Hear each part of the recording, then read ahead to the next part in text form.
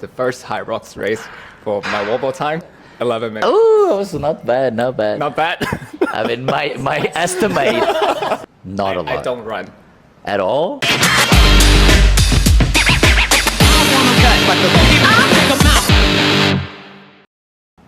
Hey everybody, welcome to a new episode of the Pack Mentality Podcast. So with us today we have, as usual, KeiKei and a special guest, Clayton, which is a Underdog's running coach, a legit Hyrox superstar.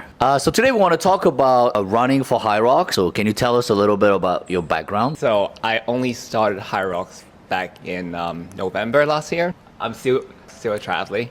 Believe it or not, I don't run a lot before Hyrox.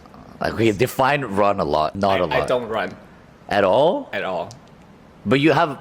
I have the background of triathlete, Uh-huh. not a lot of running. But you've done marathons, half marathons, But Ironmans. time are not like up there. Okay. It's only Hyrox that bring in the changes, and I start to run more. And why did you want to switch over to Hyrox? It's a trendy thing. Everyone's doing it, and I want to give it a try. Transitioning from triathlon to Hyrox, what did you think was challenging? What did you think was easy coming from that background? I think definitely the sleds gave me a hard time. Uh-huh. Yeah, still giving me a hard time. Well, do you know what I got for the first Hyrox race for my wobble time? 10, 12? 11 minutes. Oh, it was not bad, not bad. Not bad. I mean, my estimate, I think from what I remember from your first race result, I thought your running was much slower than I expected, actually. Yeah, I'm telling you, I don't actually get into running until I start training for Hyrox. But, okay, I thought it was because the station was killing your legs and then you were not able to run, or is it also because you were not that fast back then? Both. I think he's the first person I know whose running time was shorter than his exercise times total. Even the first one? Yeah, exactly your first one. Anything you thought from your triathlon background helped you though?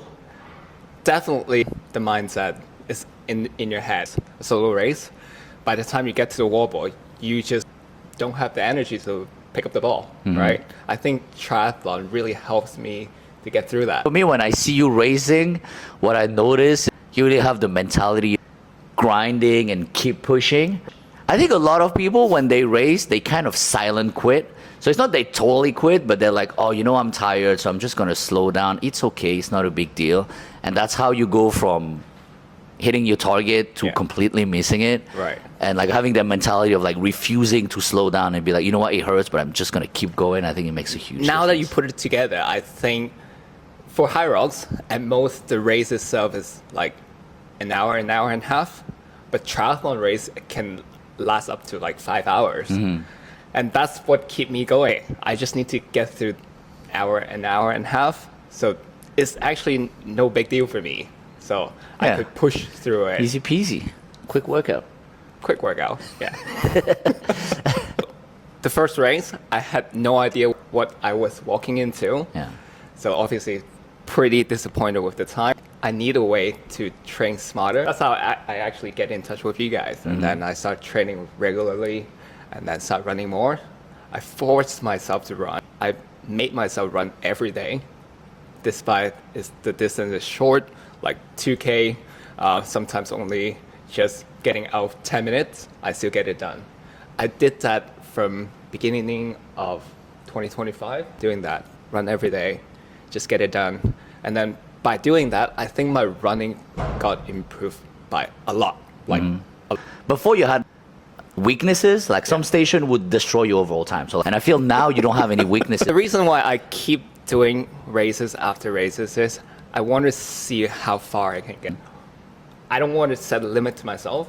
Well, there's a target I want to hit. That's the 1 hour mark. Yeah. But I still don't think I'm getting there yet. Taipei, I still felt terrible with the over 5 minutes for that. But last race in Yokohama, I managed to hit below 4 minutes. So I think sled pull, I can get around it.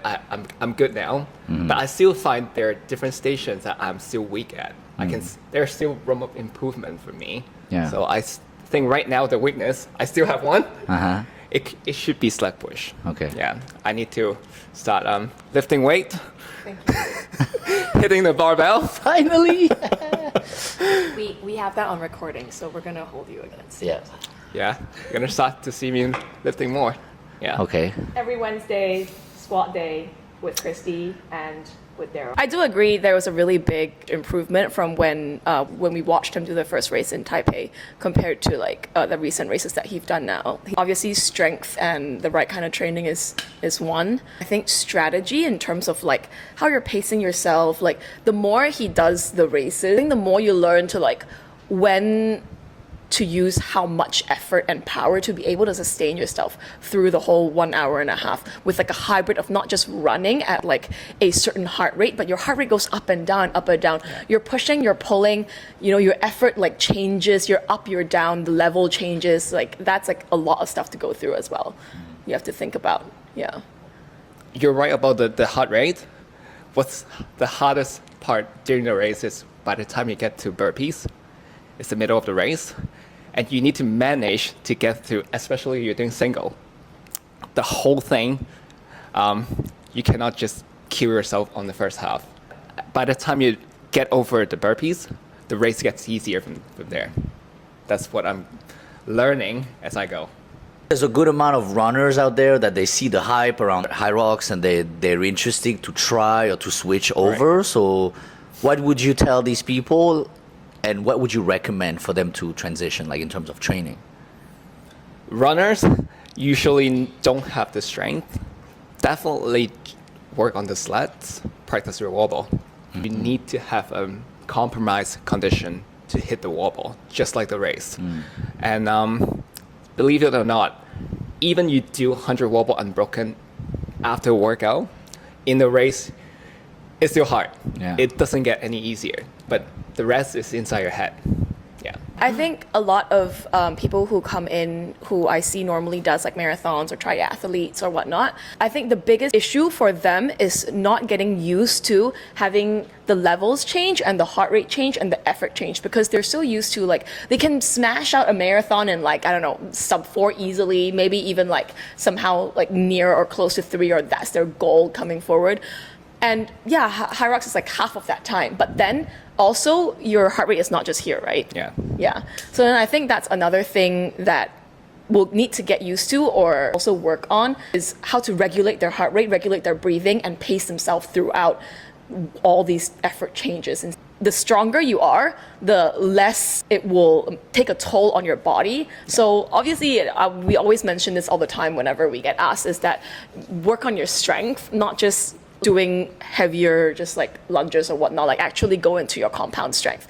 Deadlift strengthens your glutes, strengthens your hamstring. You need that for sled pull. You need that for, like, it will also improve your running, essentially. Yeah. Squats will improve your quads. That will obviously strengthen your sled push, your wall ball. Rower even is actually quad and glute dominant. Like it will strengthen and speed up stuff that you don't even would or you won't even think about normally. I want to ask Clayton also. So those of us who are normally just trained in the gym, we already do strength training, we do Hyrox training. We want to improve their running. That's really the one thing they're weakest at. What is like an easy program for the people who are not yet good at running or just touching upon running? There's no shortcut around it. You just need to put on your running shoes, get out there, get it done. Rather it's a 10K run or just go out there, run for 10 minutes. You do that anyways. My recommendation would be just do as much as possible when you can, but don't overkill it.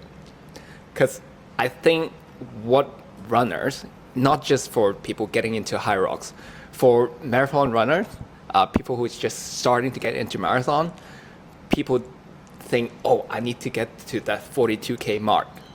That's not the way how you get there. You need to train smart. You need to work on long runs.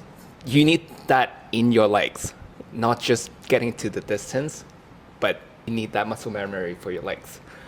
On top of that, I said don't overkill it, because people would do running from 0 to 20K a week in just a go. The right way to do it is to add 10% per week to increase your volume. That way you don't overwork yourself, overtrain. Trust me, that's how a lot of people get hurt and they have sustained injuries from that. So be smart about your planning. Today, you know, on social media, a lot of programs are available to buy. I already have a decent base in running. I'm able to run up Yeah. to 10 kilometers Right. per session. Yeah. I have time. I'm willing. Like, what's the ideal training program in terms of running for Hyrox? I say hit those interval. Yeah. Get to the track, get the 400, 800, or even 1 kilometers interval done. That's really the only way to push your pace, push your speed faster. Like, you know, we're talking about, you know, zone 2 runs, long runs, Right. intervals. Like, how much should we do of each and how often? What's my weekly program?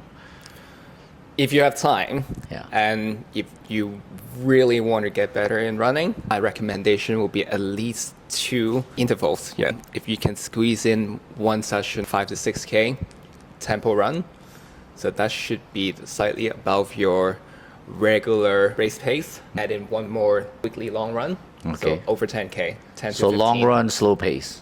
Yes. And so is it really super important to do zone 2? Can I stay in zone 3? It's hot out there. Like, I'm struggling. I feel zone 2 is really slow. Zone 2 and Zone 3 is a tricky question to get around. Hong Kong is such a hot, humid weather.